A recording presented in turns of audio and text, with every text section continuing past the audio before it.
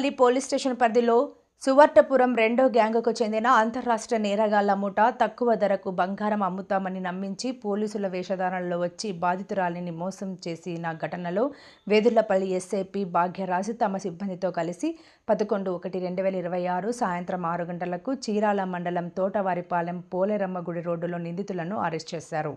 సోమవారం వేదులపల్లి police station వద్ద ఏర్పాటు చేసిన విలేకరుల సమావేశంలో Bapatla DSP G Ramanjaneyulu case వివరాలను వెల్లడించారు. నేరం జరిగిన విధానం తూర్పుగోదావరి జిల్లా సామర్లకోట మండలం పందూరు గ్రామానికి చెందిన మోగిలిశెట్టి శ్రీదేవి దేవి అనే మహిళను సువర్టపురం రెండో గ్యాంగుకు చెందిన లక్ష్మి పీరిగ కళ్యాణి తన బావ అంగడి చంద్రబాబు అక్క ప్రసన్న కుమారి ఆర్థిక ఇబ్బందుల కారణంగా తాకట్టు పెట్టిన బంగారాన్ని విడిపించుకోలేకపోతున్నామని, ఆ బంగారాన్ని విడిపించుకొని లాభం పొందవచ్చని గత 3 నెలలుగా మోసపూరిత మాయమాటలతో నమ్మించింది. వారి మాటలు నిజమని నమ్మిన ఫిర్యాది 6/1/2026న తన డ్రైవర్ విజయ్తో కలిసి పందూరు గ్రామం నుంచి సువర్టపురం గ్రామానికి వచ్చారు. ముందుగా రూపొందించుకున్న పథకం ప్రకారం లక్ష్మి పీరిగ కళ్యాణి అంగడి చంద్రబాబు చంద్ర అంగడి ప్రసన్న కుమారి అమ్ములు అంగడి లోహిత్ చిన్నబోతుల భవానీ శంకర్ సన్నీ మాదిగాని రామచంద్ర కుమార్ పెద్ద పప్పు అంగడి కావేరి దీప్తి చిట్టిబాబు గురవయ్య కొండేటి హరికృష్ణ మరియు పీరిగ సందీప్ నాని కలిసి పోలీసు వేషధారణలో వచ్చి తమను పోలీసులమని పరిచయం చేసుకుని దొంగ బంగారం కొనడానికి వచ్చావా అంటూ బెదిరించి ఫిర్యాది వద్ద 6,50,000 రూపాయల నగదు తీసుకొని పరారయ్యారు. బాధితురాలు ఇచ్చిన ఫిర్యాదు మేరకు సిఆర్ నంబర్ 2/2026 US 3192 318 4 RW 35 BNSగా వేదులపల్లి పోలీస్ స్టేషన్లో కేసు నమోదు చేయడం జరిగింది.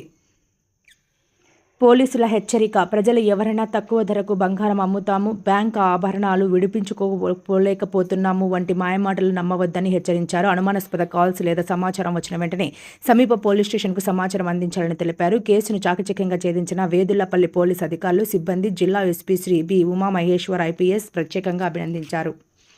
తాకట్టు పెట్టి ఆ డబ్బులు తీసుకొని 6 లక్షల చిల్లర ఏదో తీసుకొని ఇక్కడ రావటం, ఆ రోజు రాత్రి ఆ అమ్మాయిని ఇక్కడ వెట్టి పెట్టుకొని ఆ డబ్బులు ఆక్కొని వీళ్ళు అందరూ కూడా ఒక ఆటో ఒక వెహికల్ కూడా ఏర్పాటు చేసుకొని ఆ డబ్బులు తీసుకొని పారిపోవడం జరిగింది. మాకున్నటువంటి సమాచారంతో మా ఎస్ఐ గారు సిఐ గారి ఆధ్వర్యంలో వీళ్ళందరినీ చాకచక్యంగా పట్టుకొని ఈ 7గురిని అరెస్ట్ చేసి 4 లక్షల రూపాయలు రికవరీ చేయడం జరిగింది. మిగిలిన డబ్బు కూడా ఇంకా 3 ఉన్నారు, వాళ్ళు పరారీలో ఉన్నారు, వాళ్ళని కూడా పట్టుకొని మొత్తం రికవరీ చేస్తామని తెలియపరుస్తున్నాం. అలాగే కొంత డబ్బు వీళ్ళు ఖర్చులకి దారి ఖర్చులు అన్నిటికీ తాగటం ఇలాంటి వాటికి కొంత వాడేశారు. అయినా కూడా ఎంటైర్ మొత్తం రికవరీ చేసి కోర్టుకి హాజరుపరుస్తాం. వీళ్ళని ఈరోజు కోర్టు హాజరుపరిచి చర్య తీసుకుంటాం. అలాగే ఈ బౌండర్లో ఎవరైతే ఉన్నారో వీళ్ళందరి దగ్గర కూడా ప్రభుత్వానికి ఆ అమౌంట్ కూడా ఫోర్ఫిట్ చేయమని నోటీసులు ఇచ్చి ఆ డబ్బు కట్టకపోతే వీళ్ళందరినీ రిమాండ్ చేయడం కూడా జరుగుతుంది. ప్రత్యేకంగా వీళ్ళందరి మీద క్లోజ్ వాచ్ పెట్టి ఈ టాప్ 10 క్రిమినల్స్ కింద వీళ్ళందరినీ ట్రీట్ చేసుకొని రోజువారీ కూడా వీళ్ళకి వెళ్తాం. ఈ కుటుంబ సభ్యులందరూ కూడా వెరిఫై చేసుకోవటం వీళ్ళ మూమెంట్స్ అని.